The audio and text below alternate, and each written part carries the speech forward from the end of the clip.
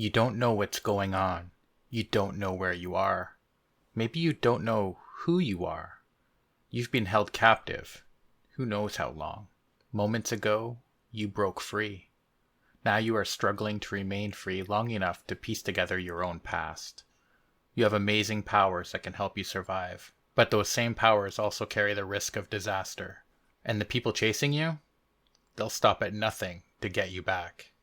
Welcome to Psi Run, a rules-light game where the players are superheroes, but don't necessarily know all of their potential powers. Sure, they have weird, fantastic powers, but they also suffer from amnesia and they're being chased. Players are actively encouraged to make their character power as flexible as possible so that it can be incorporated into whatever setting the GM has in mind.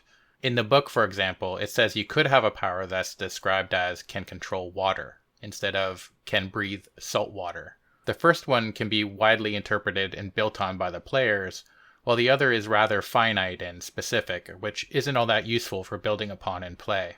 This game takes very little to no preparation for the GM. In fact, it's probably in their best interest to only have the basic idea of what sort of setting they're in, the details of the opening crash, which is the beginning of every Psi Run game, and that's about it. This way, it's easier to stay flexible and roll with whatever the players are going to come up with.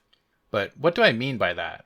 Well, the GM's basic job is to keep track of where the players are in the game, to play the chasers, the baddies that are chasing our heroes, and describe the locations they might end up in, and work out how many six-sided die they'll be rolling to resolve whatever situation they may find themselves in.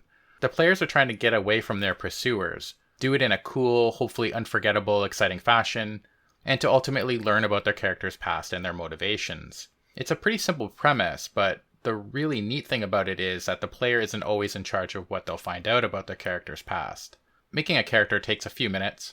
Unlike a lot of tabletop role-playing games, you don't roll for your attributes or anything. Instead, you basically fashion questions you want answered about your character. For example, one question could be, why are my hands always so hot? In reference to their possible powers. You come up with 4 to 6 questions about your character. You can either come up with all 6 right away or come up with 4 and add 2 more during play. Some examples given in the book include, what is my name? When did this dog start following me? Who's Sean? What's at 136 Forest Ave? You get the idea. The GM, on the other hand, plays the chasers. In the game I ran, the chasers ended up being the future versions of the PCs in some sort of hazmat-type suit, who had been sent back in time to prevent their past selves from doing the damage they would cause, which they were currently in the process of doing. Personally, I thought it was a pretty amazing concept. The PCs trying to stop the PCs, and in the process, causing the very thing they were trying to stop in the first place. Awesome. As for gameplay, I don't want to explain all of it, but in its simplest form, the players describe how they are going to escape the chasers, and together with the DM, work out how many 6-sided die to roll to resolve the conflict, based on the number of things a PC is risking to achieve their goal. You'll be rolling a minimum of 4 dice and a maximum of 6. Then you place those dice on the risks, and depending on what you got, you describe the outcome.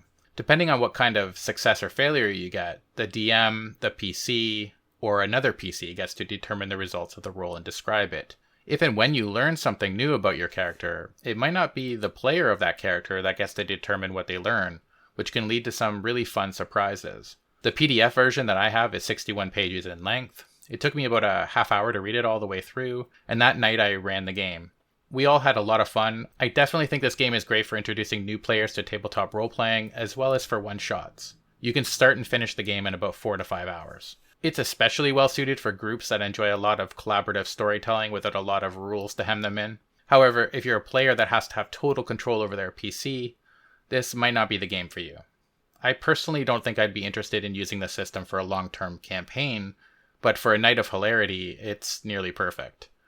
Thank you for listening to my opinion. If you'd like to support my opinion giving financially, I just revamped my Patreon page. You can find the link in the description box below. I'll be adding any maps I create, homebrew rules I make for games I'm currently playing, and all sorts of other goodies in the near future that you can use in your own games if you wish. Any and all help is greatly appreciated. It helps me buy art for the videos as well as the books I'm reviewing.